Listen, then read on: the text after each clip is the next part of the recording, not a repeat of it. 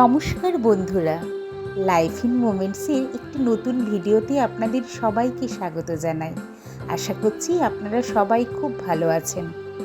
আমার আজকের রেসিপি ইলিশ পোলাও, স্বাদে গন্ধে অতুলনীয়। যারা এখনও ইলিশ পোলাও ট্রাই করেননি, ঝটপট এই রেসিপিটা দেখে বানিয়ে ফেলবেন। ইলিশ পোলাওয়ের জন্য প্রথমেই লাগবে ইলিশ মাছ। মাছটাকে খুব ভালো করে পরিষ্কার করে নুন, হলুদ আর অল্প তেল দিয়ে ভালো করে মাখিয়ে কিছুক্ষণ রেখে দিতে হবে। এরপর পোলাওয়ের জন্য লাগবে চাল। আমি নিয়ে নিয়েছি 500 গ্রাম বাসমতি রাইস, আর যে কাপটা দেখালাম ওই কাপের 2.5 কাপ। এবার চালটাকে খুব আলতোভাবে ধোবেন, ধুয়ে আধ ঘন্টা ম্যাক্সিমাম রাখবেন, এর বেশি না। এবার একটা মিক্সিং বলে 2 টেবিল স্পুন টক দই, 2 টেবিল স্পুন পেঁয়াজ বাটা, 2 টিস্পুন রসুন বাটা, 1 টিস্পুন আদা কাঁচা লঙ্কা বাটা, 2 টিস্পুন ধনে গুঁড়ো, 1 টিস্পুন জিরে গুঁড়ো, স্বাদ মতো লবণ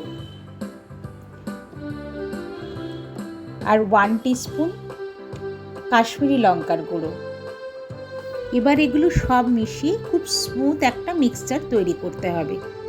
এবার ওই মিক্সচারটার মধ্যে অল্প একটু সাদা তেল মিশিয়ে আর একটু মিক্স করে নিলাম ভালো করে। এবার 8 থেকে 10টা কাজু একটু গুঁড়ো করে ওই মিক্সচারের মধ্যে মিশিয়ে দিলাম। এটা অপশনাল, দিতেও পারেন নাও দিতে পারেন। এটা একটা ক্রিমি টেক্সচার আসবে, সেই জন্য আমি এখানে এটা ইউজ করেছি।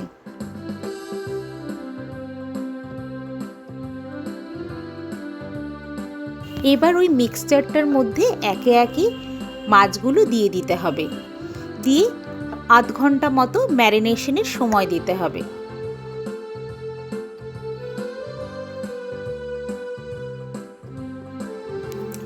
সামনেই তো অনেক রকমের অনুষ্ঠান, তার মধ্যে সুযোগ পেলে এই প্রিপারেশনটা করতে পারেন, ভালোই খেতে হয়। এবার একটা কড়াইতে সাদা তেল, তার সাথে 2 চামচ ঘি মিশিয়ে একটু গরম করে ওতে পেঁয়াজের বেরেস্তাগুলো ভেজে নেব। পেঁয়াজ বেরেস্তা ভাজার সময় যদি একটু ঘি দেন না, টেস্টটা বেশ ভালো হয়। পেঁয়াজের বেরেস্তাগুলো ভাজার সময় মনে রাখবেন, খুব বেশি গ্যাস কিন্তু বাড়িয়ে দেবেন না, মাঝারি আঁচে ভাজবেন। যতক্ষণ বেরেস্তা ভাজা হচ্ছে কি কি মশলা ইউজ করব বলে দিই। তেজপাতা, ছোট এলাচ, দারুচিনি, লবঙ্গ। খুব বেশি গরম মশলা এখানে ইউজ করার কোনো দরকার নেই, কারণ ইলিশ মাছেরই নিজস্ব একটা গন্ধ আছে। যদি বেশি গরম মশলা দিই, আমার মনে হয় ওটা ওভার হয়ে যাবে, গন্ধটা, ইলিশের যে ফ্লেভারটা সেটা ঠিক পাওয়া যাবে না। নতুনদের জন্য বলে রাখছি, বেরেস্তা ভাজার সময় কখনো নুন দেবে না, তাহলে ওটা নরম হয়ে যাবে, ঠিক বেরেস্তাটা ভালো করে ভাজা যাবে না। এবার বেরেস্তা ভাজার পর যে এক্সট্রা তেলটা ছিল, ওখান থেকে একটু তেল আমি আগে তুলে নিয়েছি, বাকি তেলটাতে এই ম্যারিনেট করা ইলিশ মাছটা দিয়ে দিলাম।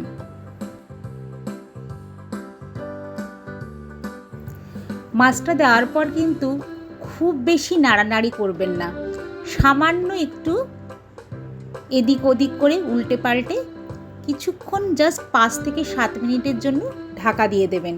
মাছটা এমনিতেই ম্যারিনেট করা ছিল, খুব নরম মাছ, খুব সহজেই সেদ্ধ হয়ে যাবে।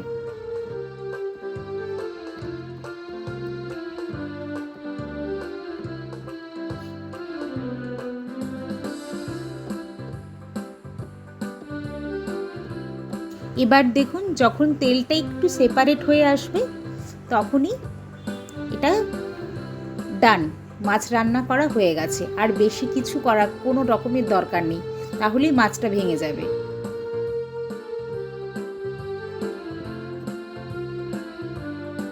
এবার একে একে আস্তে আস্তে করে মাছটাকে তুলে একটা জায়গায় রেখে দেবো, গ্রেভিটা থেকে অনলি সেপারেট করার জন্য।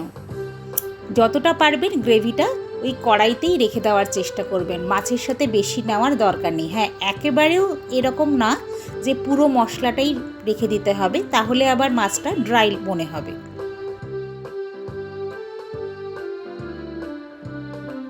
ভাবে মাছ আর মশলাটা আলাদা আলাদা করে সেপারেট করে রেখে দিতে হবে। এবার বেরেস্তার যে এক্সট্রা তেলটা আমি আগেই তুলেছিলাম, ওটার সাথে আরেকটু ঘি মিশিয়ে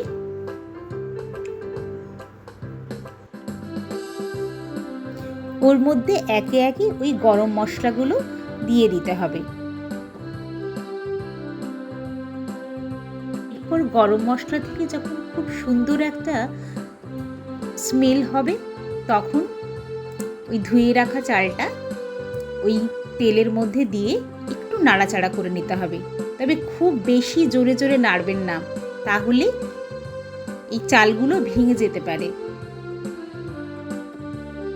চালটা সামান্য ভেজে নেওয়ার পর ওই মাছের গ্রেভিটা এই চালের মধ্যে দিয়ে খুব ভালো করে মিশিয়ে নিতে হবে।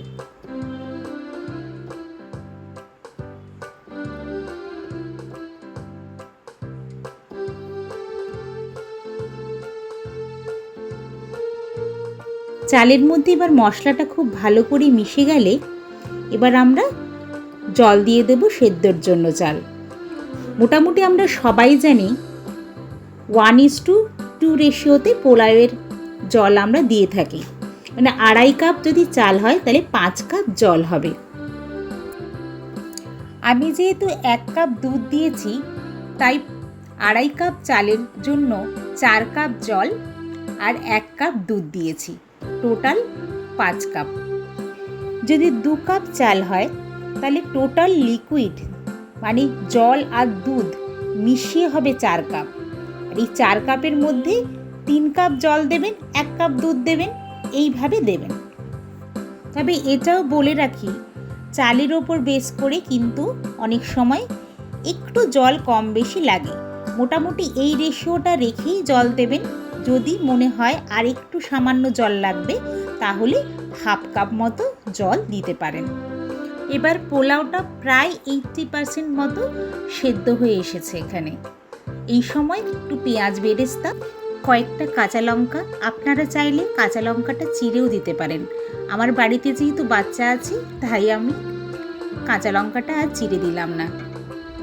আর সামান্য স্বাদের জন্য একটু চিনি দিয়েছি, এটা অপশনাল, আপনারা দিতে পারেন নাও দিতে পারেন। এরপর একটু গোলমরিচের গুঁড়ো, যারা লঙ্কা বেশি খান তারা লঙ্কাটা একটু বেশি করে দিতে পারেন। আমি লঙ্কার বদলে একটু গোলমরিচটাই বেশি করে দিয়েছি।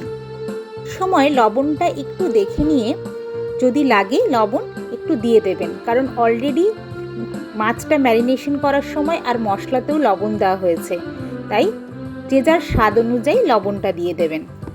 মিনিট 5 পর চালটা একটু দেখে নেবেন, দেখুন প্রায় সেদ্ধ হয়ে গেছে।